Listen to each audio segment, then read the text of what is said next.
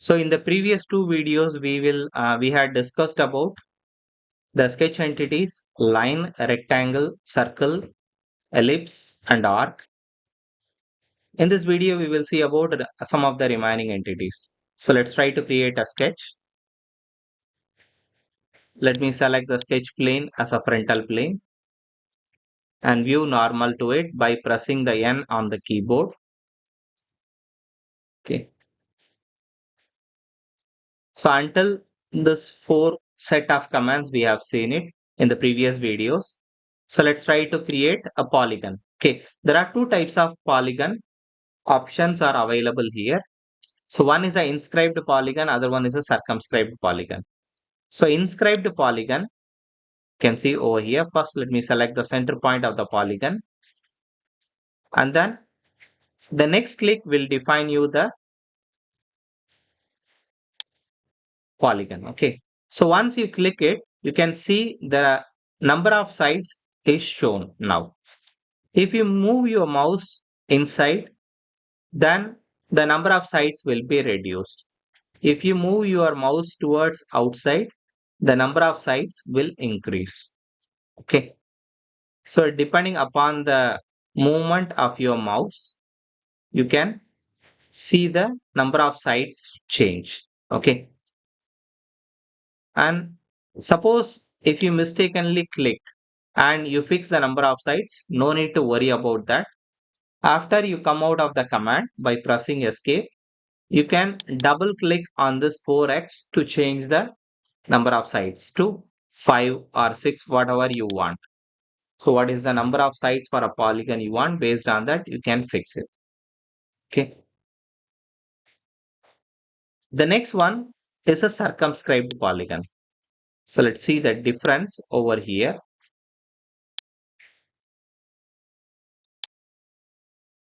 So the inscribed polygon is defined based on a circle diameter which is inside the polygon. The circumscribed polygon is defined based on the circle which is passing through the corners of it. Okay. So you can define the polygon based on this circle. Let me give it as 90. Or you can define it based on the sides. Okay. So let me define the sides.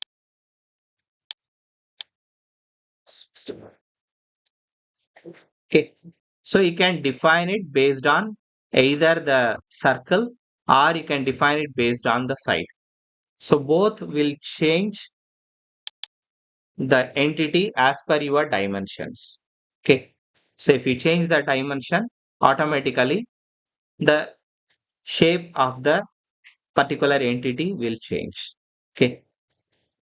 So that's a difference between the inscribed and circumscribed polygon. Now let's go for the spline. Actually, spline and Bezier curve is actually versatile tools. As far as possible, try to not to use the spline until unless it is really necessary. Okay. So for example, here, let me select the spline. The endpoints will define you the feature you want to create. So once you fix out the final endpoint, press escape to come out of the command. Okay. So the spline curve, in this spline, the curve is defined based on the endpoints. In the Bezier curve, so you can see the between the third and the first point, it is creating the curve, and also it is defining the curve based on the tangency. Okay.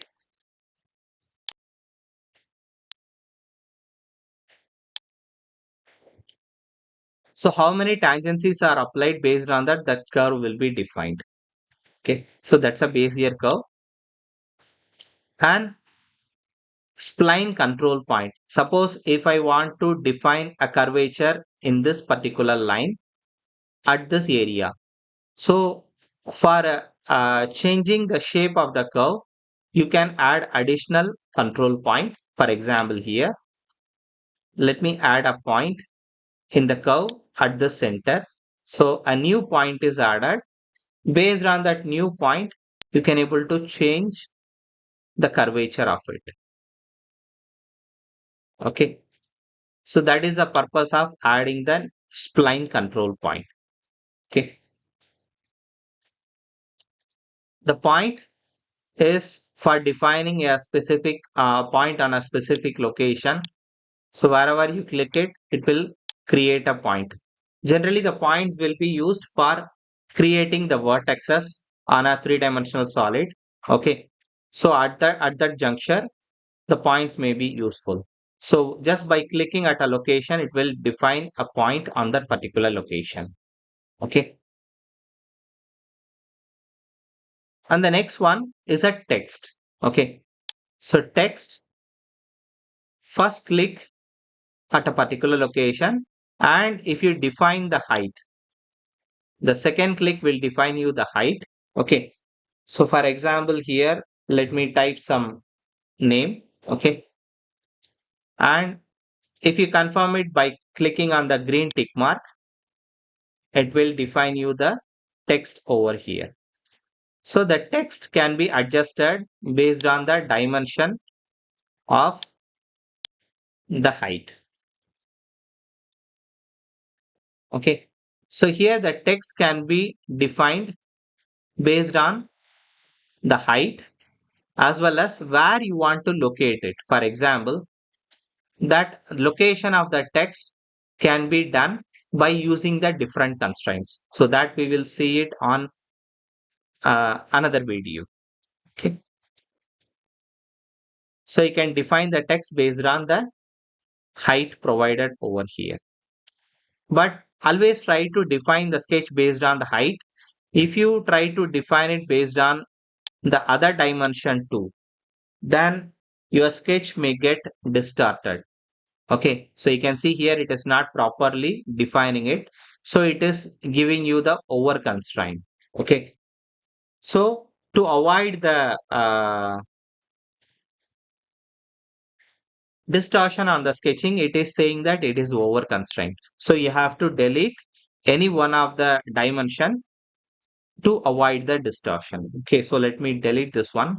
So always try to provide the sketch based on the height only. Okay. Now the next one is a construction. So in the construction line will be really useful at various requirements, at various options whenever you are going for the construction will be really useful. For example, a circle, I want to make it as a reference. So this is a circle, I want to make it as a reference. So in that cases, you have to change a particular entity as a construction line. That means, so this circle, if I want to change it as a construction, then select that particular entity and click on the construction. So it will automatically change that to construction. Okay. So the construction entities will not be included in the three-dimensional feature definition. Okay. Suppose if you are defining a construction line in the initial stage itself, for example, I want to draw a construction line directly, then select the line command and select the construction. Then defaultly it will define you the set of construction lines. Okay.